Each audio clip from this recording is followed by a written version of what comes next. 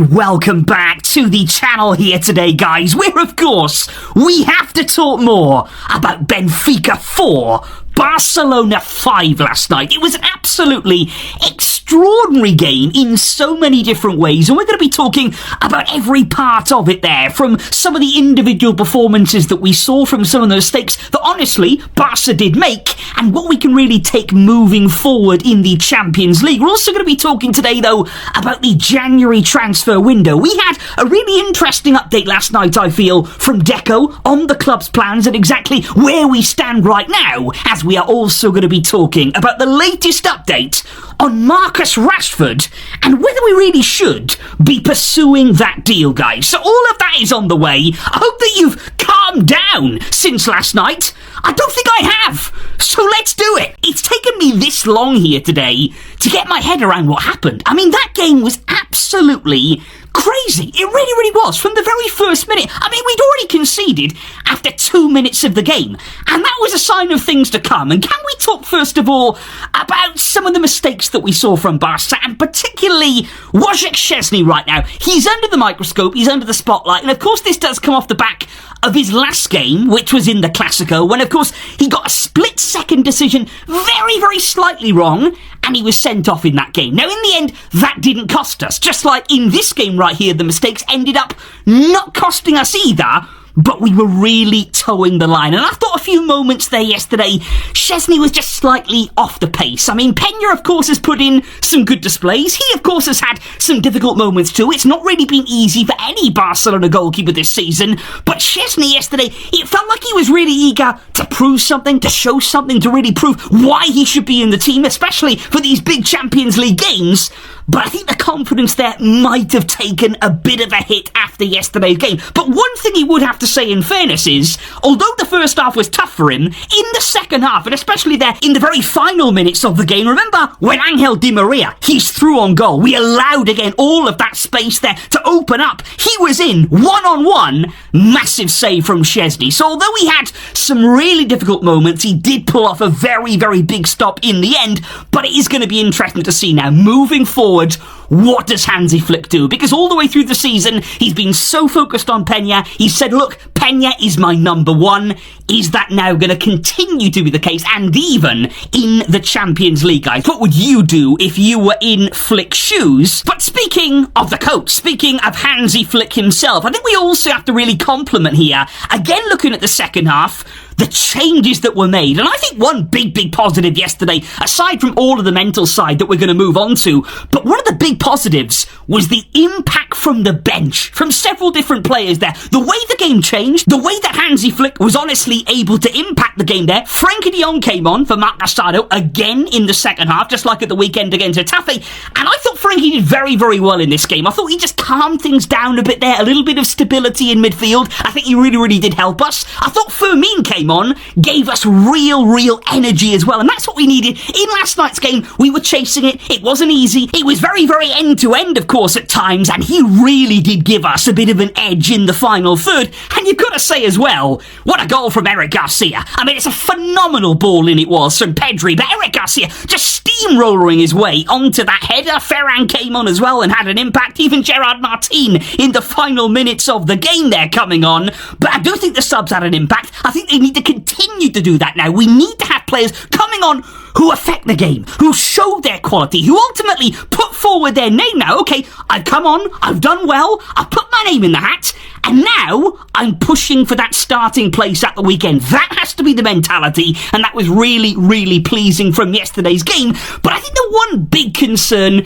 that I have here after this match, and I think many other Barcelona fans watching on yesterday, again, we have to talk about the Highline, and again, we have to talk about the fact here that Benfica, time again, they breached that Highline. And it was quite difficult to watch. It was quite nervy. It was quite ugly at times. How easy. And not just that they were getting in behind. It's not as if they were having to work all that hard. You know, it was one pass here, it was one pass there. They were absolutely shredding and splitting our defence apart. And that has to be a worry for Hansi Flick, because ultimately, this is how we play. This is his philosophy. This is the way that he's going to set up the team in every single game. I don't expect that to change. I never ever have this season. And of course, we've had success, big success with the Highline. But we need to kind of make sure that we always have that high level, and we're not doing that. And maybe, again, I've said this before, it might not be possible to play with the intensity required for that high line when you're playing every 3 days. This has been a really hectic start to the new year here. I mean, we've already played, for example, 5 different cup games already here. You know, we're midway into January. We played 5 different cup matches, and that's before you even get on to talk about the league here. Every single 3-day period, having to play a match, having to bring the intensity, the pressing that's required to hold that high line. It's not easy, and it is actually verging on impossible for this team. And again, that's when you look at rotation, that's when you look here at really switching things around and keeping things fresh. But I do think here, Flick is bound to be having a few nervy thoughts here, a few difficult thoughts about the high line, about watching that kind of performance yesterday, and it can't be that easy. It cannot be that easy for any opponent, especially in the Champions League, to cut through you. And I mean, we ended the game. We conceded 4 goals at the end of the day, and that, of course, is not a recipe for success. But can I just say, guys, and can we make absolutely clear here, this is still a massive win, because I think personally the mental side of things, the mental stability and fortitude that we showed there in the final minutes of that game, and I think why so many Barca fans yesterday were absolutely bouncing, were elated, were feeling so much joy, it felt as though finally we're doing this. Finally, it's us making a comeback here, whereby we didn't have a good game, we weren't playing well, maybe even we didn't even deserve to win.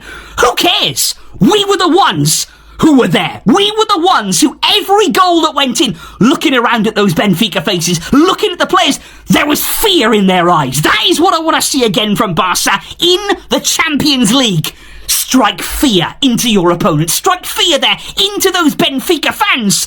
They knew what was coming. Once we got one back, once we got another one back, and even when the game was level, it felt as though this is our time. We are ready here to win this game, and it's been a long time in the Champions League since we have been that dominant force, that we have been the ones making the comeback, rather than it being us, and as we've seen many, many times over the past years, who are suffering the heartbreak. But I think this is where it gets very, very interesting right here and now, guys, because looking at a game like yesterday, and like I said, all the different fixtures, all the demands on this squad, you could probably say, well, surely we would benefit then from doing something in the January transfer window. They're bringing in some sort of alternative, some sort of help for Hansi Flick to just keep that squad fresh, to ultimately bolster our options to go deep into these tournaments as we want to do. And I think January, it is a really, really important month for us, and yet it's kind of passing us by. It is kind of here just drifting through, and we haven't actually done anything yet. We haven't actually achieved anything in this window. And even listening to Deco last night, I'm not sure what's going to happen now, because he has said in the final days, if we can strengthen the team, then we're going to try to do it. But he said, as of right here today, there's nothing to report. He said the priority for us is the renewals of important players in the squad, and then we can focus on 1 or 2 reinforcements. But it is not something that the coach has asked us for there. So Deco has come out and said, look, we're going to try, we're going to be looking out there, seeing what can be done, but the priority is not about new signings, it's about renewing the quality players we have here. And he says that Flick has not asked for signings in January. And this is very, very similar to when Flick came in the summer, guys, by the way. He doesn't seem to make demands of the board. He doesn't seem to say, look, I need this, this, and this in order to be competitive, in order to play the football that I want to play. It doesn't seem as though Flick is that kind of coach, really. He is happy to work with what he has. He is happy to try and get the very best out of the squad that he has, and also, of course, using younger players when possible and giving them opportunities. And right now what we're hearing is this week, or maybe towards the end of the week, maybe start of next week, those new contracts will start really taking shape there. Ronald Araujo, for one, will sign his brand new deal at the club. We've got new deals incoming for Pedri as well, Gavi, and also Gerard Martin is going to be renewing at the club there. So Deco is prioritising those kinds of deals before any potential incomings. Well, what's happening with Rashford then? Because we continue to hear a lot of rumours about him. And can I say that on Tuesday, when we were playing away at Benfica in Portugal, his agents did actually meet with Barca. So these talks right now, guys, they are still going on. It is still very much so a work in progress when it comes to Marcus Rashford and Barca. And during those meetings, it was made clear from Rashford's side, he is waiting for Barca. He has got other options on the table. Other clubs have been very interested in signing him. But as is often the case in these sorts of situations, Rashford wants Barca, and he is willing to wait right up until the final days of the window to make it happen.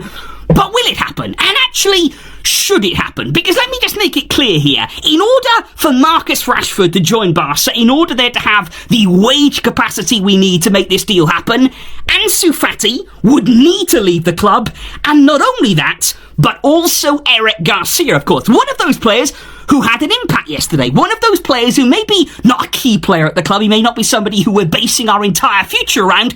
But at the same time, he's playing a part. He has a part to play. He does have a role in Hansi Flick's squad. And those players can be very, very effective over the course of a long, long season. So Ansu and Eric would both need to leave in order for Rashford to join. And what I want to say about that is, according to multiple reports there in the media right now, if Rashford was to arrive, why we'd need to free up that kind of wage space is that from January up until the summer, it will cost Barca €9 million in terms of wages for Rashford. Now, I've mentioned before at Man United, he's on massive money. He's on absolutely colossal wages. They're paying him huge money. That's one of the reasons why probably they're trying to force him out right now. They're also trying to save on some money.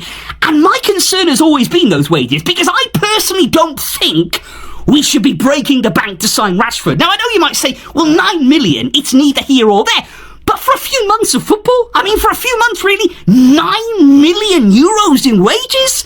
That is a lot of money there to spend on Marcus Rashford. You know, I understand that we maybe want to have a bit of an impact. We want to get somebody in who can provide quality here and there.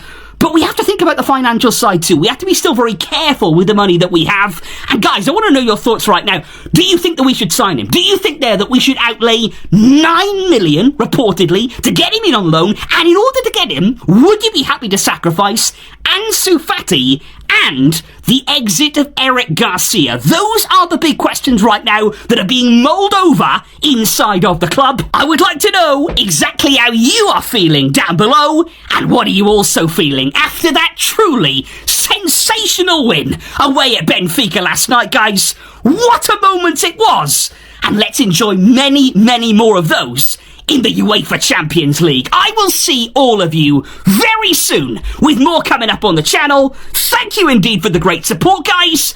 But until next time, as always, Vejka, El Barca.